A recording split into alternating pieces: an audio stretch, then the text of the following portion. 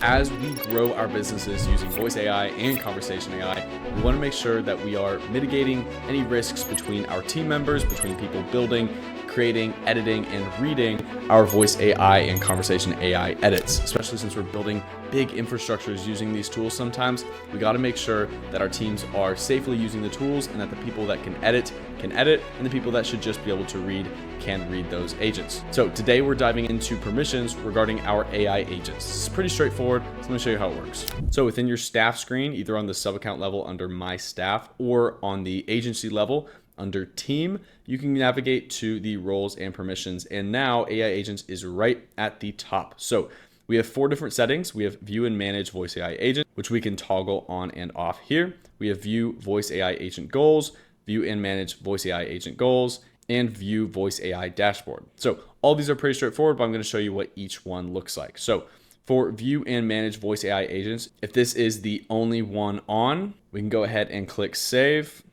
And when we log in as this user and go to our voice AI agents, we can see all of our voice AI agents. We can click the 3 dots on the right-hand side. We can edit, duplicate, and delete them. That is the managing portion.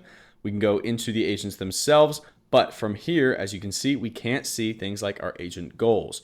So from this screen, we can only see our agent details and our phone availability. We actually can't see our goals or our dashboard with just that first checkbox on. Now, if we log back into our admin, we can go back here, and now let's go ahead and turn on agent goals. When we do that, just the only thing that we're going to get is agent goals. That's pretty straightforward. And then I'm also going to turn back on the voice AI dashboard. But for the manage AI goals, let's go ahead and leave that off. And we'll go ahead and log back into that test account. And now you can see we have that dashboard page. So that's what gets added if we add on the dashboard. And then under our agent list, we can still view and manage all of our agents. But with this setting, we can only view our goals. So as you can see here, we can't make edits to our goals like adding new actions, changing workflows, adding prompting, anything like this.